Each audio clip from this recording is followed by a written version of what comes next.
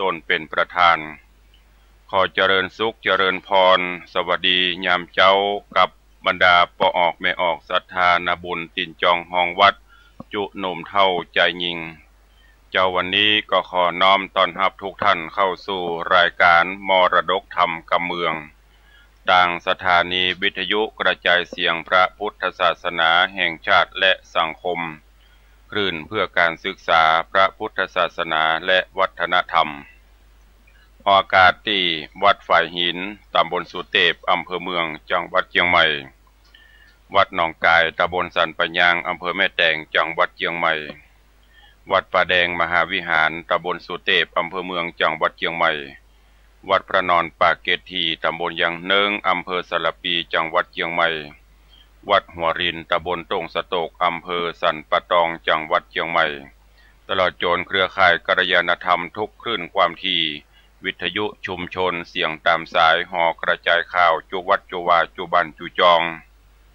พร้อมนี้เจริญพรญาติโยมท่านสาธุชนทั้งหลายที่ได้ติดตามสดับรับฟังกันอยู่ทางอินเทอร์เน็ตอยู่ทั่วโลกและทางเคเบิลทีวีตลอดจนที่ได้เปิดวิทยุรับฟังกันทางบ้านรายการนี้ดำเนินโดยอาตมภาพพระครูวิสิตศรีลาภรณ์เจ้าคณะตำบลป่าแดดเจ้าอาวาสวัดวังสิงห์คำใต้ตำบลป่าแดดอำเภอเมืองจังหวัดเชียงใหม่ได้นำรายการสารธรรมคำสอนแบบฉบับพื้นบ้านล้านนาเมืองเหนือเฮาในชื่อรายการมรดกธรรมกำเมืองมาพบมาปะกับท่านทั้งหลายเป็นประจำผู้เจ้าเฮาปากันในเจ้าวันนี้และในวันนี้ก็เป็นวันพระวันศีลเป็นประจำกู้วันพระวันศีลก่อนที่เฮาจะได้สดับรับฟังพระธรรมเทศนานั้นก็จะได้ไหว้พระสมทานศีลเพื่อนำไปเป็นข้อวัดปฏิบัติในการเบื้องต้นต่อไปโอกาสนี้เจริญพรทุกท่านได้พร้อมกันไหว้พระเน้อและต่อจากนั้นก็จะได้สมทานศีลเป็นลำดับไปอะระหังสัมมาสัมพุทโธภะคะวาพุทธังภะคะวันตังอภิวาเทมิสวากขาโตภะคะวตาธัมโมธัมมังนะมัสสามิสุปฏิปันโนภะคะวะโตสาวกสังโฆสังฆังนะมามิหันธมยังพุทธัสสะภะคะวะโต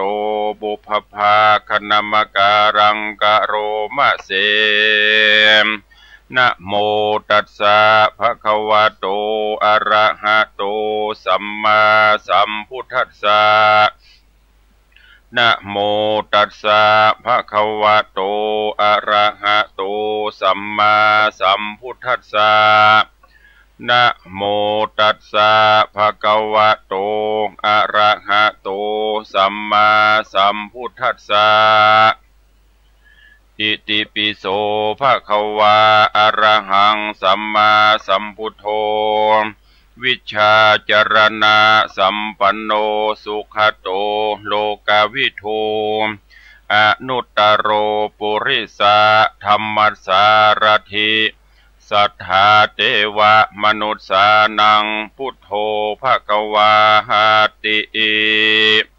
สวากขาโตภะคะวตาธัมโมสันดิธิโกอากาลิโกเอหิปัสสิโกโอปัญญิโกปัจจตังเวทิตาโปวินยูหิติสุปฏิปันโนภะคะวะโตสาวกสังโฆอุชุปฏิปันโนภะคะวะโตสาวกสังโฆญาญะปฏิปันโนภะคะวะโตสาวกสังโฆสามีจิปฏิปันโนภะคะวะโตสาวกสังโฆญะทิทังจัตตาริปุริสายุคานิอัฏฐปุริสาปุครามเอสะภะคะวะโตสาวกสังโฆ อาหุไนโยปาหุไนโยทักขิไนโยอัญจลีกาละนิโยอนุตตรังปุญญาเขตังโลกัสสติได้ไหวพระนบธรรมเป็นที่เรียบร้อยตอนนี้ไปเจิญทุกท่านได้กลั่นจิตฮือใสกลั่นใจฮือสะอาดน้อมนำเอาหลักศีลหลักธรรมคือศีลห้าอันเป็นข้อวัดปฏิบัติเบื้องต้นแห่งพุทธศาสนิกชนเพื่อน้อมนำไปใช้ในการดำเนินชีวิตประจำวันเฮาตั้งจิตตั้งใจสมาทานรับเอาศีลห้าเน้อนะโมตัสสะภะคะวะโตอะระหะโตสัมมาสัมพุทธัสสะนะโมตัสสะภะคะวะโตอะระหะโตสัมมาสัมพุทธัสสะนะโมตัสสะภะคะวะโตอะระหะโตสัมมาสัมพุทธัสสะทังสรณังกัจฉามิธัมมังสรณังกัจฉามิสังฆังสรณังกัจฉามิตุติยัมปิพุทธังสรณังกัจฉามิตุติยัมปิธัมมังสรณังกัจฉามิตุติยัมปิสังฆังสรณังกัจฉามิตติยัมปิพุทธังสรณังกัจฉามิตติยัมปิธัมมังสรณังกัจฉามิตติยัมปิสังฆังสรณังกัจฉามิปานาติปาตาเวระมะนีสิกขาปะตังสมาธิญามิอะตินนาตานาเวระมะนีสิกขาปะตังสมาธิญามิกาเมสุมิจฉาจาราเวระมะนีสิกขาปะตังสมาธิญามิมุสาวาตาเวระมะนีสิกขาปะตังสมาธิญามิสุราเมระยะมัจจะปมาตัฏฐานาเวระมะนีสิกขาปะตังสมาธิญามิอิมานิปัญจสิกขาปตานิสีเลนะสุขติงยันติสีเลนะโภคสัมปตาสีเลนะนิพุติงยันติตัสสมาสีลังวิโสทะเยวันนี้วันพระวันศีลเฮาได้ไหวพระนบธรรมได้น้อมนำเอาหลักศีลหลักธรรมเป็นข้อวัดปฏิบัติเพื่อความอยู่เย็นเป็นสุขจุ่มเนื้อเย็นใจของสังคมไทยของสถาบันครอบครัวและก็ระดับหมู่บ้านระดับตำบลระดับประเทศชาติถ้าอยู่ด้วยกันแบบสังคมจะพุทธมีศีลมีธรรมบ่เบียดเบียนบ่ลบลาท่าฟันบ่ดีคาไผบ่อิจฉาตาห้อนไผใจหลักศีลหลักธรรมเป็นเครื่องยึดเหนี่ยวในการประพฤติปฏิบัติก็จะทำให้เฮาท่านทั้งหลายได้อยู่เย็นเป็นสุขสังคมเฮาจะมีความสงบสุขร่มเย็นช่วยกันพอช่วยกันก้อยอย่างที่เพิ่นว่าเจนพ่ออุ้ยแม่มอนเพิ่นว่าอยู่ที่หลายตายที่ม่วนจะไปฝั่งด่วนเมาลมมันจะขี่โคมเมื่อซ้อยน้ำตาจะย้อยเมื่อปลายลูนอยู่ที่ไหนก็ช่วยกันไปจะเป็นละบ้านเก่าบ้านเดิมช่วยกันกึดหาทางที่จะทำให้บ้านเมืองคืนสู่สภาพปกติดีกว่าต่างคนก็ต่างอู้จากันไปอย่างเงี้ยเหตุการณ์บ้านเมืองต่างๆก็กลัวจะเกิดขึ้นในสิ่งที่มันบดีบงามเพราะผู้ปกครองเจ้าบ้านเจ้าเมืองเหินห่างจากศีลจากธรรมประพฤติปฏิบัตินอกหีดนอกห้อยเก่าห้อยเดิมไปเจริญพรญาติโยมท่านสาธุชนทั้งหลายตั้งอกตั้งใจ สดับตรับฟังพระธรรมเทศนาปื้นเมืองเหนือณโอกาสบัดนี้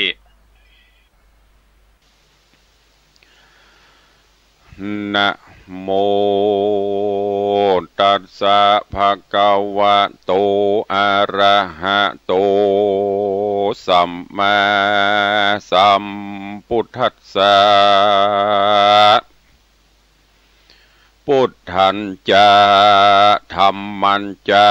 สังฆันจะรัตนัตตยังอะหังวันตามิสัมปัตตาคัมมันตุเมสาทะโวโดกราสัพปุริสะตังลายนี่ใหญ่ห้องนี้จักกล่าวจี้กาแก้ไขยังทำดวงใส่เกลือเก่าจักไข่แต่เก้าเมินมาในอาติตะกาละนานนักแก่ลวงมาแล้วแต่ไปหลังโดสังบ่มุตูหมู่ขาน้อยสัตว์อันเป็นหอยนี้เล่าจามบาดนี้ก็ยังว่าจักเอาแกงกินพอดูตีนก็หาบอดใดตุกยากไล่เมื่อยามเตียวแม่นดังหรือผู้ขามีตีนก็จักเอาก้นแล่นหนีบินป้ายกว่าเหตุภัยยะล่ามาเติงเถิงตนโดตูขาอาสะลายอยู่น้ำในนาก็เงียวว่าจื่นบานจะบ่ได้ไปเกิดขวางบ่เติกหนต่างเตียวไตแห่งคนยิ่งใจได้โลกตายบาดนี้แม่เศรษฐีป้อยมีใจละหัดมากำจัดโศกโศกของกินลำในโลกโลกามีมากนาพับแผ่บ่ใจมีแต่หมู่หอยฝูงจาดโดยก้นจีฟ้าเอาเกล็ดนาเตียวดินอาหารเดยินลำบากมีมวลมากลวงลาย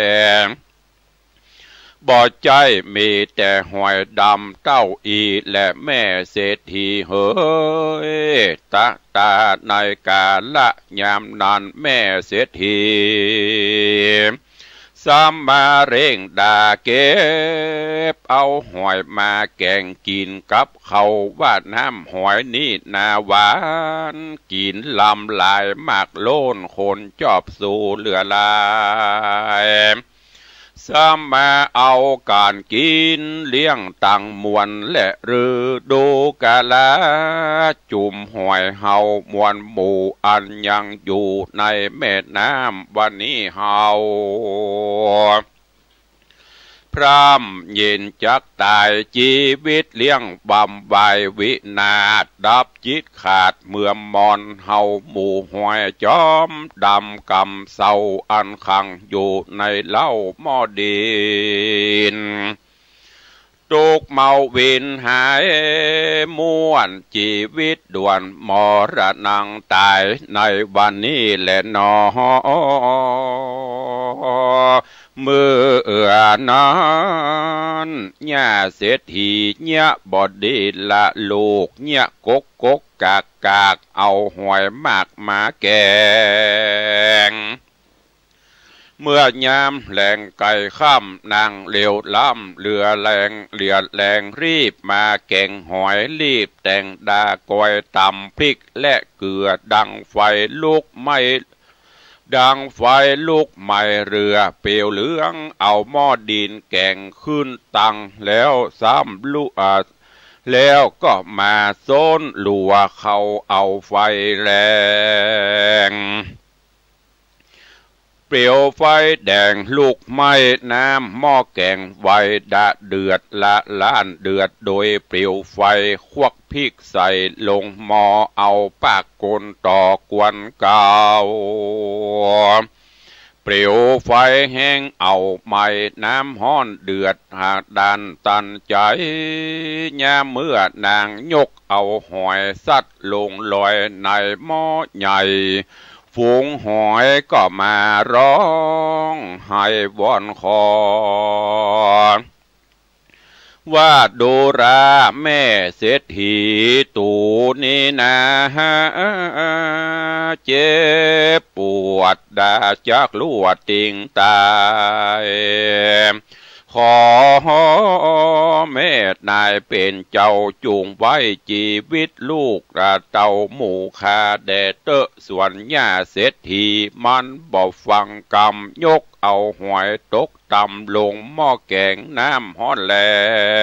งเดือดสว่านการแกงสุกแล้วก็แต่งห่างนายกมาตำแล้วเรียกร้องผัวคำมาสู่ห้องเอาหมูลูกเต่ากูยิงใจมานั่งยายแวดล้อมตั้งพ่อแม่ลูกอยู่พร้อมกันกินหมูเขาหากมายินกินลำหวานใจมากกล่าวอวดอ้างออกปากจาการว่าหอยนี้ลำแต่เล่าวันผูกเจ้าคาบไงจูงเยี่ยงคงควายจูงเนี่ยคงควายแกงกินแถมเตอะเนอแม่เฮยว่ายามเมื่อเศรษฐีและลูกเต่ากินข้าวอิ่มแล้วก็มาจะเจียวอวดอู้จากกันเสียงม่วนนันตัวห้องเป็นกำปากแต่งต้องเดียวกันอุจานั้นหลายนันทวนทีแต่งอุบายดีหลายสำถึงยามค่ำกลางคืนนางแม่เศรษฐีก็เนี่ยแปลงตัวดีอ่อนนบมาคบยำอ่อนน้อมใจจื่นน้อมศรัทธาไว้พระพุทธาเป็นเจ้าแล้วจริงเขารับนอนเถิงยามอ่อนจอนแจ้งมาผูกเจ้าก็ลุกมาแต่งเขาและแกงหอยแถมแปลงเป็นอาหารแอมกินขาบข้าวขาบง่ายลูกยิงใจและพ่อแม่อยู่เจยโจมแต่ยินบานก็มีเมื่อนั้นแหละนาน้อยกาดละเมื่อนางย่าเศรษฐีใจนางบอดดีเถิบเท่าจื้อจิตมืดเศร้าตันหาบอบเมใจกรุณาสอดสิ่งพรหมวิหารสียิ่งไกลตัวใจเมามัวต่างบาปจิมีจิตขนาบโกทะแก่นกลาศีล5ศีล8บอบมาแฝดติดแฝงบอดย้ำแยงหยอบเยายังผู้เท่าแก่ตายายจื้อว่าใดเป็นนายเศรษฐีเข้าของมีหลายโกรธใจนันกดเบียวเบียงจิตความเงียงใจปาลามันอยู่เมืองสุวรรณใหญ่กว้างมีคนอยู่สั่งหลวงลายก็มีแหลนาตะตาในกาละยามนอนยังมีใจผู้ยากไร้อนาถาอยู่ครับมาเขตห้องปัดเตต้องบ้านนอกอยู่ไกลขอกหิมเวียงตุกขะโตใจตุกไรเข็นใจพูดนันอยู่ตุกขเวทนาบอกขาดเอวลอยลาดหาไม้หลัวมาขายเลี้ยงชีวิตตัวบอกขาดเป็นอาหารเขาคาบแรงงายตุกคำเจ้าแอวโคงควายซอกินเป็นดูกขินแอวเตียวจอนเป็นนิรันดร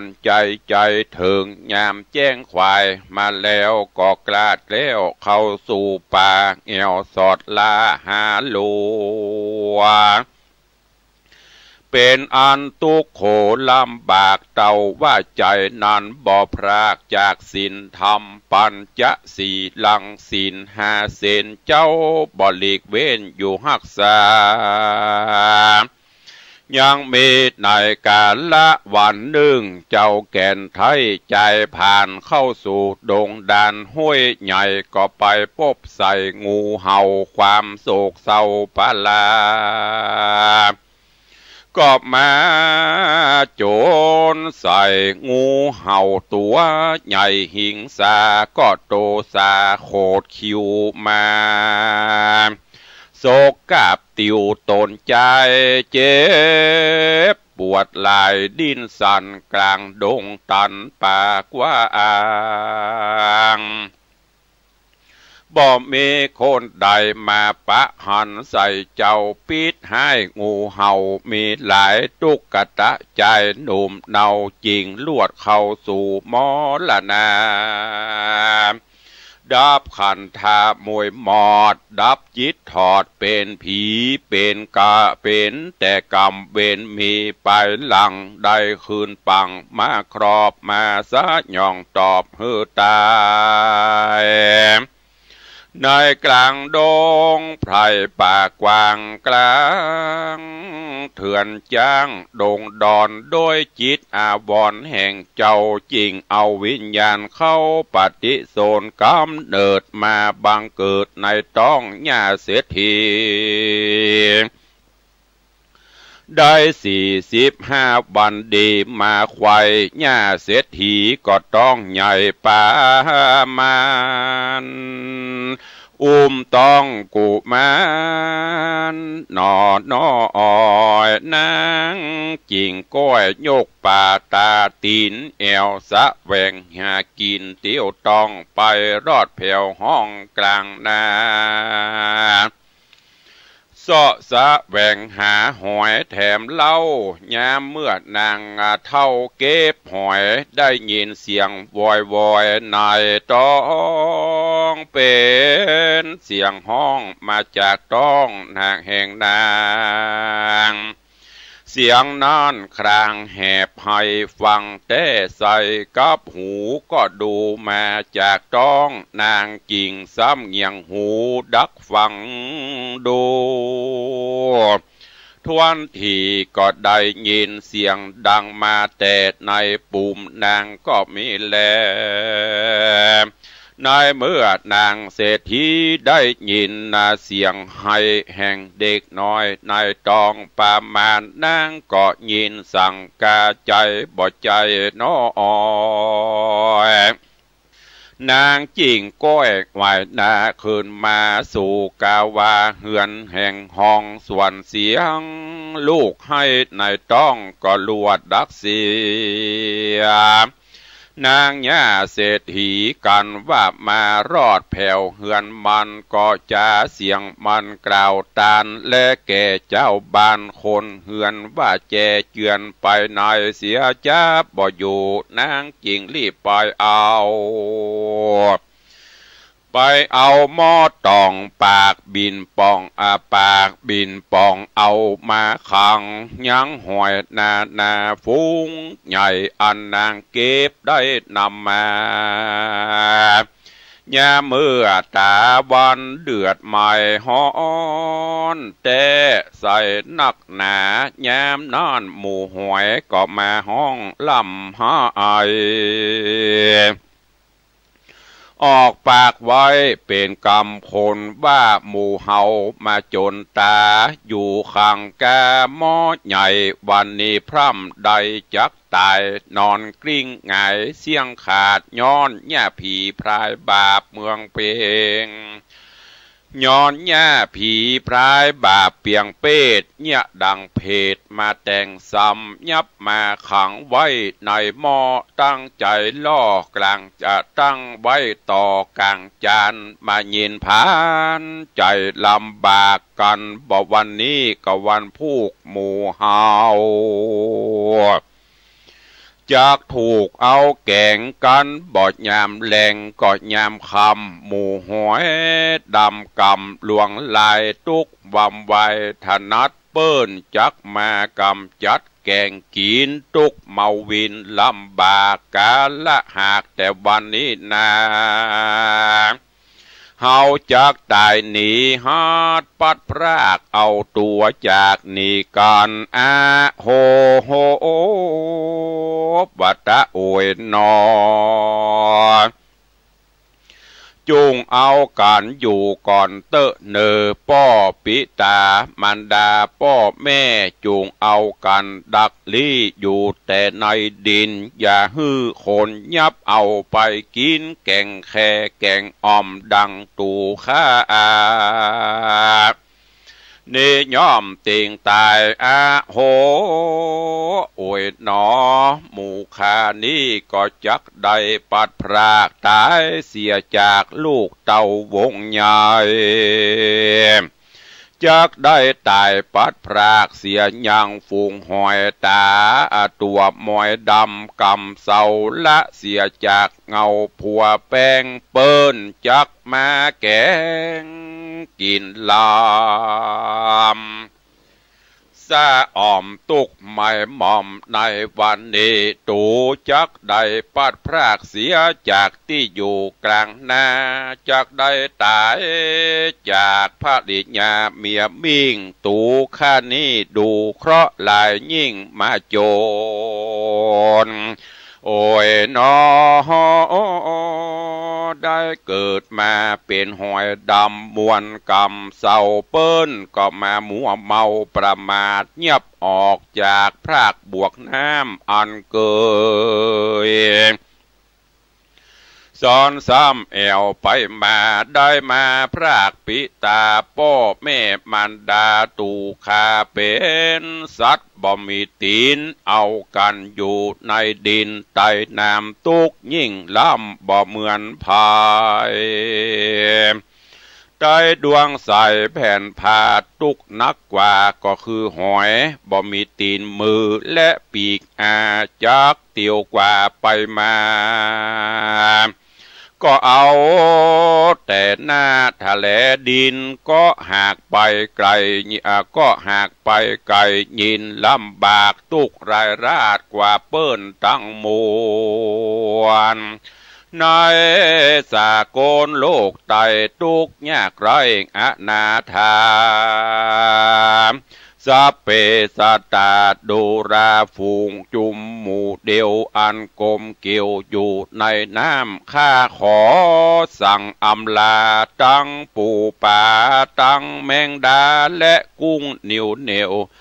กุ้งนิ่วว่าผงอันเคยเป็นสิวและสหายตั้งกบขาดลายและเขียดน้อยจุงเอากันก้อยดักอยู่ลักแม่พูดคู่อยู่ในหัวอยากฮือคนมาจกจูยับเอาไปเตอะเนอดูราสหายทั้งหลายเฮย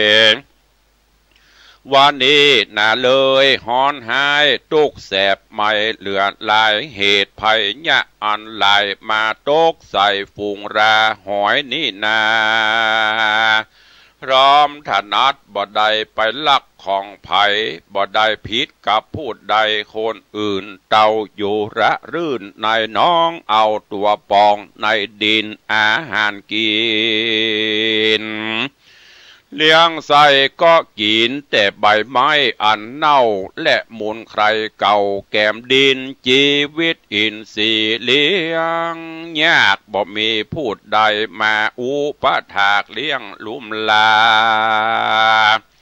เอาการเอวหาเสาะสอดตามที่ใดมีมาบอดใดข้ามขาเบียนโตดฝูงหอยโสดอยู่ตามธรรมหากินยามแลงจุมือบ่ใจว่าโคนหามาแลกซื้อเอามายื่นหือปั่นกินได้กันว่าหันหอยลายตัวมนก็ปล่อยว่าใครฆ่าแกงตั้งฝูงโป่งปันปิดน้องตั้งเปื้อนป้องสะหายคำตั้งลำนำเปื้อนปองหาพรากจากพี่น้องเอาเฮือพรากเสียยังปิตามันดาพ่อแม่ตั้งเชื้อชาติแก่เมืองโมน ได้พรากจากขากุนเดียวได้พรากเสียจากจุมหมู่อันเคยอยู่ห่วมกันมาปาดพรากสหายญามิตรเสี่ยวได้อยู่เปลี่ยวเองได้ได้พรากรายเสียอย่างยิ่งใจลูกเต่าได้พรากจากเสียอย่างกู้อันเคยอยู่ผัวเมียได้พรากเสียยังเจือเผาอันเป็นเก้าเงาบงจาดได้ขาดตามติดแม่นว่าจับตีในก็ผิดติดในก็หายกว่าจ้อยเพราะว่าได้เอาหอยดำมีมนกรรมกีพรากจากเสียกันเหมือนไปเฟยใบกิ่งไม้อันลมใหญ่มาปัดกวายแม้นพูดได้และได้โพดยกออกโตดหอยตำเอามือตำปล่อยไปขอได้โปนโศกสัพปโรคโรคาอย่ามีภัยญามาตองในแห่งห้องสันดานเวทนาอย่ามาปานติดแปดของได้มีพี่น้องวงศามีสุขนาดหนามากหลวงลายมีลูกใหญ่สืบจะลูกมีลูกยิงใจสืบเชื่อก็จุงเอาเครือหักแบ่งกันมีผิวพานขาวผ่องวันหน้าผ่องดีงามดีอายุมีเตืองอาจเที่ยงมันอย่าด่วนสันวันปันตายอยู่สุขสบายเตอะเจ้าได้อยู่กับนอดเนาพ่อแม่อย่าได้แผ่หน้าไปไหนมีใจหุ้มห่อหักแบ่งพ่อแม่วงใหญ่ติดตามไปอย่าขาดอย่าได้ปัดพรากนี่ไก่จุงมีใจโจกลาบอยู่สุภาพต่อเต่ารอดเถิงเจื้อเผ่าวงศาหากเต้าเครือสายใดอยู่สุขสบายตุกเมื่อปุกกะละพูดใดโพดเอาเจื้อโสดหอยดำกำกี้ไปสู่จะไปอยู่ดีจื่นบานใจเงินคำไหลมาต่อหน้าสมดังกำขาปอนในเมื่อหอยวิ่งบอนร่ำให้อยู่จะใหญ่ในหม้อที่กลางห่อเฮือนจานเสียงบานดานตัวห้องพับแผ่นต้องเฮือนเสียทีเสียงดังมีเฮือนจานหอยห้องให้ครางโดยเสียงอันดังส่วนยาเศรษฐีได้ฟังยินหลากจินออกปากเจียนจาซึ่งสายตาลูกตาเอาว่าหอยกำเศร้าหลวงลายเอาการร่ำไรหุยให้อยู่ในหม้ออันกูแม่หากขังจักเป็นสั่งมึงจุงไปพอลูกนางยิงมิใจหม้อฟังกำจริงไปดูหอยดำกำเศร้าแล้วจะบอกเราตามกำดีว่าข้าบ่มีกรรมจุไล่ว่าหอยหมูนี่จ้างให้เหมือนคนดังรือและมาเวโวนจะปากคานี้หากติหาคายินหลากอัศจรรย์ยามนอนนางลูกมันเกาะไข่หัวเป็นเสียงโน ขาขากแล้วก็พรากจากหันขึ้นมาตะตากาเลในกาละยามนอนยังมีนกจอกเหือนตัวหนึ่งอันจับอยู่ที่ตีนก่อนได้ยินเสียงวิงวอนหอยหายมันก็บินไปไข่กล่าวแก่สองเท่าเสียทีแม่ลูกว่าใจแต่ถูกเป็นเสียงสัตตะสำเนียงแหบให้วอนจะใจง่อยเป็นเสียงหอยลำห้าไอวันและได้สามคราวันนี้ซ้ำมาให้เรื่องนั้นให้ถึงวันด่าฟ้องมากล่าวห้องโจมด่านางตั้งสองแม่ลูกอย่าสั่งกาใจเตอะในขณะยามนอนนัดนกจอกหน่อยก็จับมานกจอกหน่อยอันจับอยู่ห้อยใจขาจริงจะอุปมากรรมเก่าประวัติเล่าจาดไปหลังเฮือหญ้าเศรษฐีฟังทวนถูกคือนางสองแม่ลูกจงฟังทลาบุเพจาตาหังละจา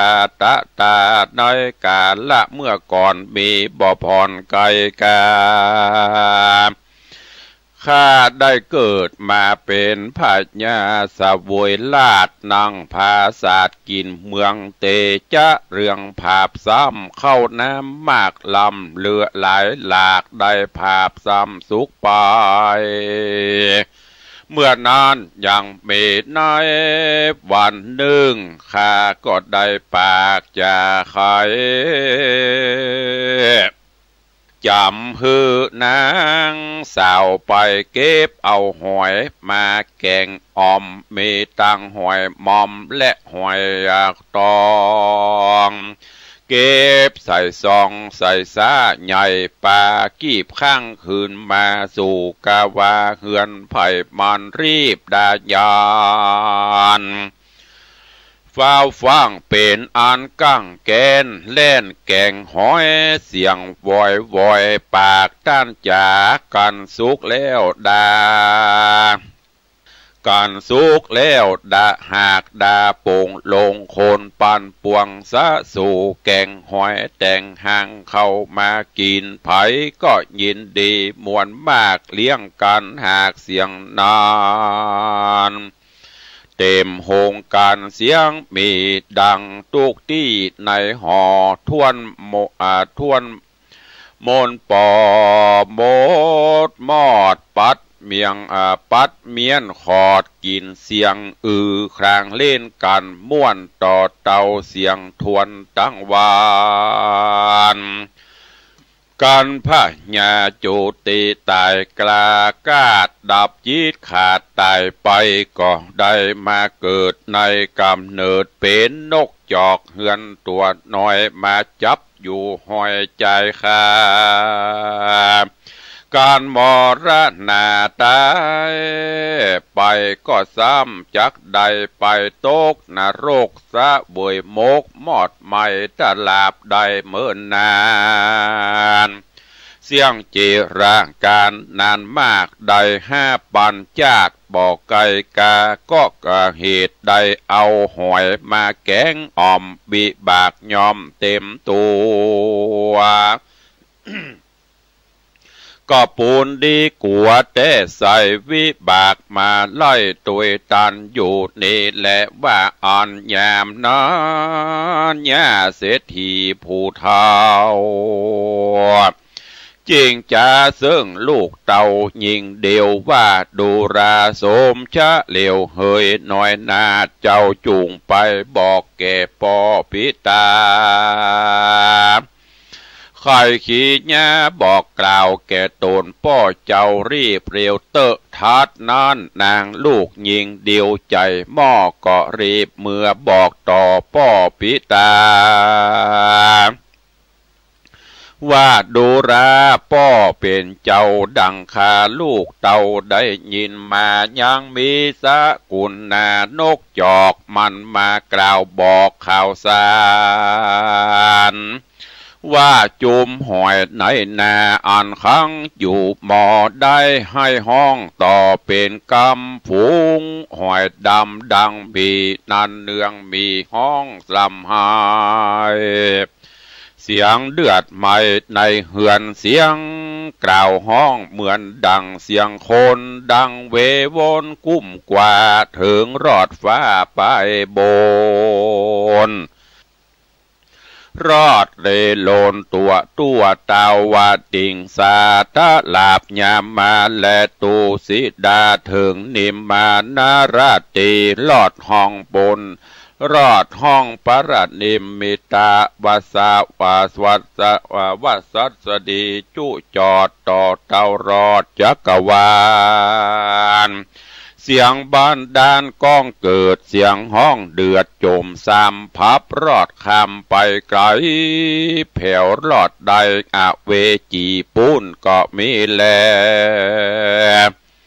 เมื่อปู่เศรษฐีได้ยินกรรมดีทวนถูกอันนางลูกเต่ามาจาส่วนปิตาพ่อแม่จริงกล่าวต่อลูกยิงเดียว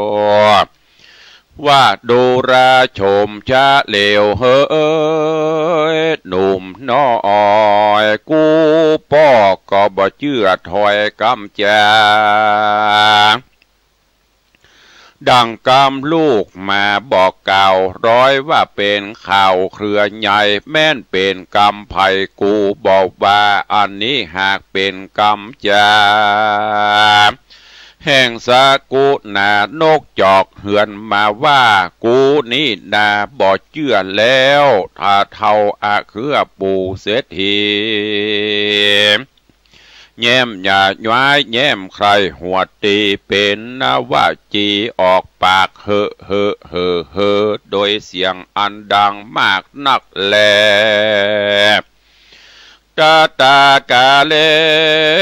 ในการละยามนอนยังมีสุนัขขามาหน่อยตัวหนึ่งมีแต่ก่อนเมินมา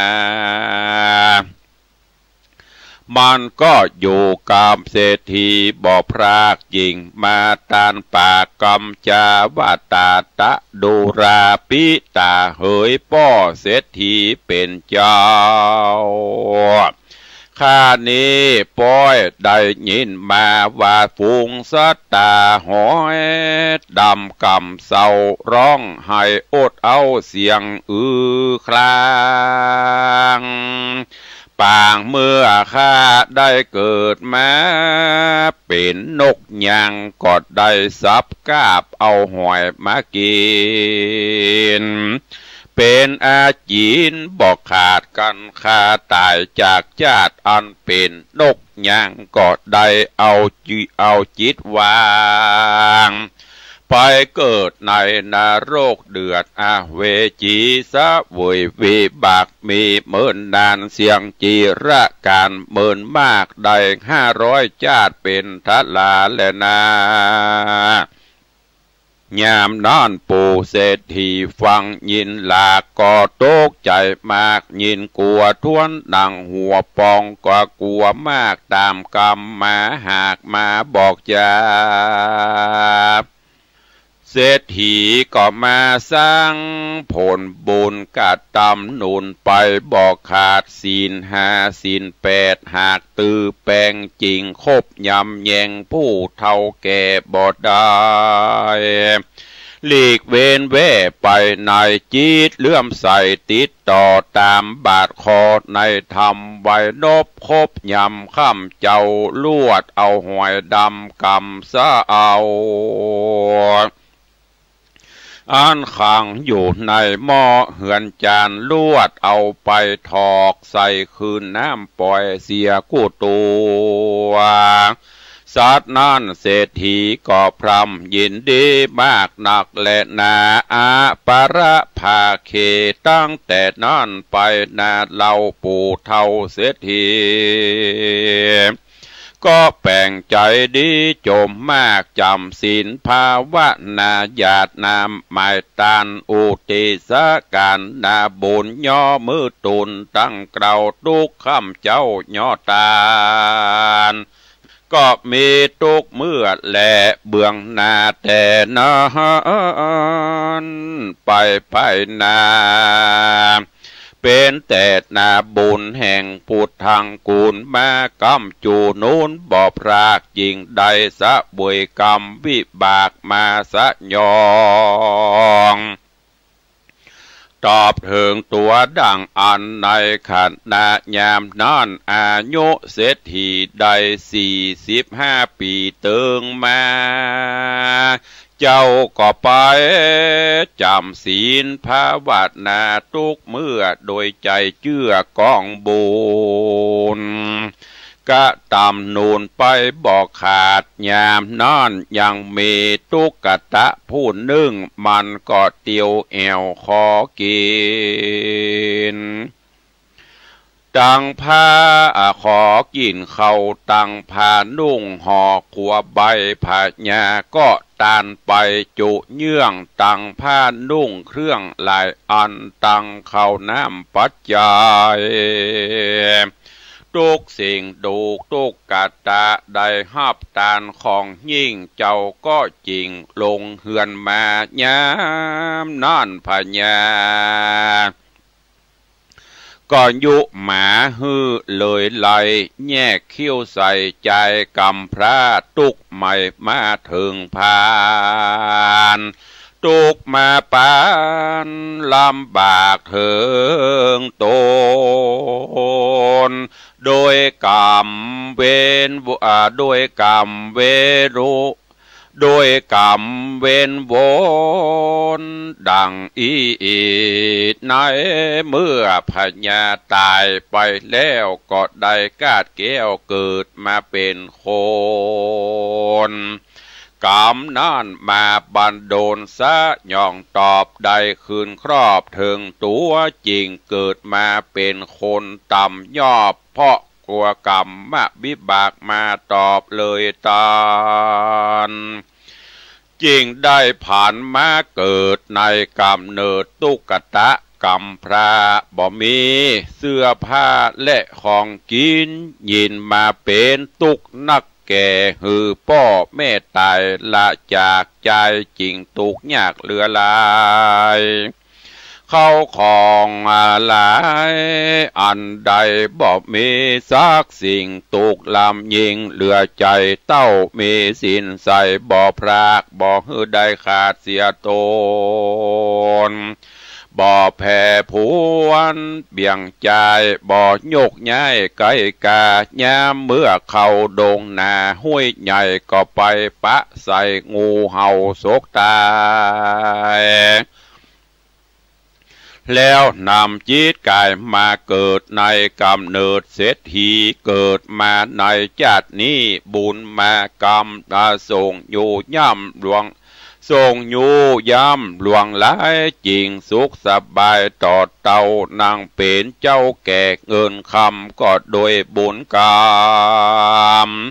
อันได้รักษาศีลเป็นอาจินบอกขาดจริงมีสัมปติมากสมไฟอ้างอยู่เมืองสุวรรณใหญ่กว่าอ่างเหลือตาเกิดมาในชาตินี้ซ้ำมารักษาศีลภาวนาบ่หือได้ขาดบ่ปามมาดกองธรรมอยู่ครบยำนองน้าวตลาบต่อเต้าเท่าแก่จราอยู่สั่งสอนบูตาลูกเต่าตั้งหมู่เล่าปัจจานราชอยู่รักราชปิตามันดาตั้งวัดว่าตั้งเอาอาปีน้องโจมเพื่อนป้องมิตรสหายบอกข้าสัตว์หื้อตายดับจาดคือเขาได้ลำบากดีหลีอนิจจังทุกขังอนัตตานี้มันบ่มีเตียงมาอ่าน หูความเงียงอันไปมาอาอยู่เอาอัฏฐาลีลามันเตี้ยงบ่บิดเบียงเสียผลคือเป็นกุศลส่วนบุญไปนาแม่นมีกรรมบาปกลับมาหากหายไปกรรมอันใดเอาหอยดำไปแกงอ่อมก็เตียนย่อมผิดธรรมยามด้านคนตั้งหลายม้วนหมู่เขาก็มาตั้งอยู่ฟังธรรมเอากันครบแยงยำอ่อนน้อมโดยใจชื่นพร้อมศรัทธาจริงจวนกันเมตตาภาวนาทุกเวลาข้ามเจ้าตามแบบเบาแห่งโพธิสัตว์เจ้าหากสั่งสอนมาและนาการ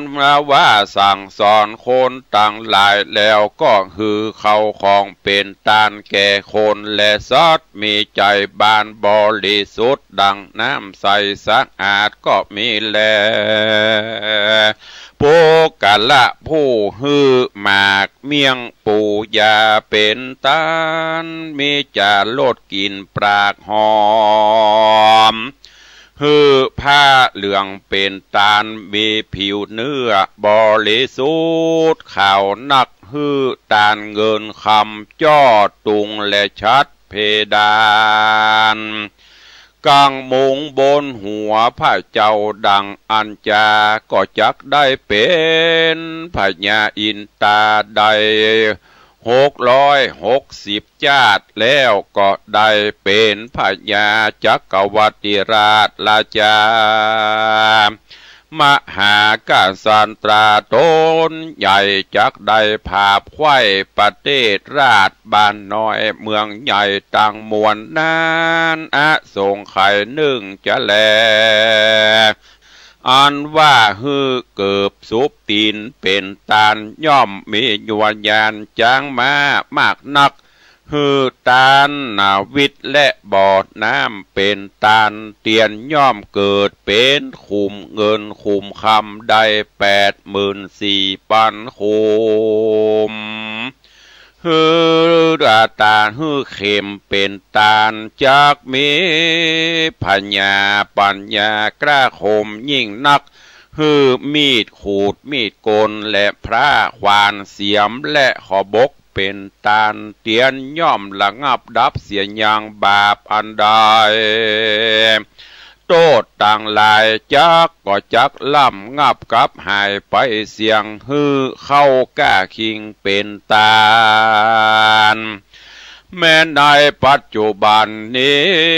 และชาติหน้าก็จักมีอายุมันยืนยาวมากนักแลฮือผ้าจีวละจีวรกำปนเป็นตาลเตียนย่อมนำสัตว์ออกจากนรกฮือโปนวิบากกรรมเว้นตั้งมวลฮือตานปิมปาสารูปจะเอาก็จักได้เป็นอรหันตาโตนึ่งไปนาจะและฮือตานน้ำพึ่งน้ำอ้อยก็จักมีหัวใจ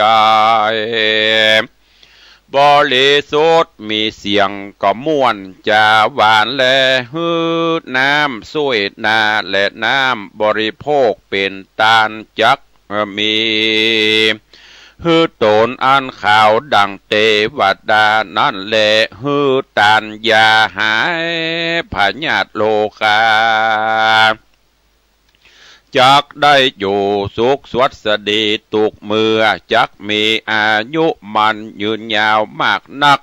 ปุกละผู้ใดได้ห่วมสร้างและแปลงยังกุฏิวิหารและปลูกต้นไม้สลีมหาโพธิ์เป็นตาลได้เอาลูกเอาหลานแห่งต้านและลูกแห่งตนมาบวชเป็นภิกขุสามเณรก็ดีก็มีอานิสงส์มากหนักแม่นจักพาธนาเป็นพ่อพระเจ้าแม่พระเจ้าก็จักสมฤทธิ จุเยื่องจุปาการได้ก่อเจติญะโดยตีนมือตนก็ดีได้จ้างต้านผู้อื่นแปลงก็ดีด้านต่างหลายฝูงนี้จักใดเมื่อเกิดจันฟ้าเลิศเมืองพรหมและนาได้ที่ห้ามต่ำสร้างแปลงศาสนาวัดวาอารามฮือได้เจริญการกุงรุ่งเรืองนั้นเราก็จักมีเข้าของสัมปติอยู่ดีมีสุขนั่นแหละนะประการหนึ่งได้ภาวนาบทว่าพุทโธธัมโมสังโฆอันนี้ยิ่งกว่าได้สร้างอย่างเสนาสนะบุญใหญ่อันใดมาโดยกาญวจีมโนตวานันพระพุทธเจ้ายกศรัทธาลูกนั้นออกมาว่าเหตุว่าเป็นขุมคำอันพระเสริฐมากนักหนาหาปุกลาผู้จักมาลูกกุบจริงเอาก็บ่ได้แลญะเมื่อเศรษฐีมหาสัจจะเอายกเอาของตานมาเพียบเตรียมจาแก่คนตั้งหลายแล้วก็ฮืออยู่ตานรักษาศีลเมตตาภาวนาบอกขาดกับตนสักวันกันจุติตายจากพรากเมืองคนก็ได้เอาตนเมื่อเกิดในจันฟ้าเลิศเมืองสะวันก็มีวันนั้นแหละนะดูกะราคนยิงใจตั้งหลายน้อยใหญ่หนุ่มเทาอย่ามีใจโศกเศร้าปลาในตัณหากิเลสหือมีจิตเจตนาจวนกันจำศีลภาวนาไปทุกค่ำเจ้ากอดอยากเตี้ยงจักใดสู่เวียงเกี่ยวยอดมหาเนรปานเป็นตีแล้วเสียงแต่ดีหลีก็มีโดยปาการดังกล่าวมานี้แหละนะนิธิตังขีญาสังวันนาวิเศษจะห้องเหตุนิทานจะดกเรื่องหอยให้ก็บังโกมสมเรศเดชวันนี้บางเจ้าถ้าบันเน็ตบันเหนื่อยบันล้าก็มาพบมาปะกับท่านทั้งหลายแต่บางเจ้าใดถ้ามันหายไปก็ต้องขอสุมาอภัยวันนี้วันพระวันศีลเนออีป่อยแม่ญาติโยมศรัทธาจะไปลืมเนอไปวัดไปวาใส่บาตรญาติปกทำบุญสุนทานบ่ได้ไปก็ใจลูกใจหลานไปทำบุญสุนทานอันเป็นกิจวัตรประจำวันของหมู่เฮาท่านทั้งหลายหลายท่านบางเตือบฟังธรรมเพลินไปลืมบ่ได้ไปวัดสักกรรมบ่ได้ไปมาเจ้าก็กินข้าวงายใจลูกใจหลานไปส่งเข้าวัดเนอะวันพระวันศีลก็จำเป็นต้องว่ามาเจ้ามันบัดตันไปก็เป็นยังเมื่อไงก็ใจลูกใจหลานไปตันไปได้อยู่เมืองเหนือเฮานี่ส่วนมากจากจำกัดเอาเฉพาะเมื่อเจ้ามันบัดตันเมื่อเจ้าก็ไปเมื่อไงเพราะทุเจ้าฉันสองมืออยู่เจ้าเพนบางเตือเมื่อเจ้าอาหารมันนักไปลุมกันเมื่อเจ้าจะฉันเพนมาบ่มีแล้วก็มีก็ไปเจ้าผ่องเพนผ่องก็ได้ไปจำกัดเวลาวันนี้ก็เชิญชวนญาติโยมศรัทธาเฮาเนอะ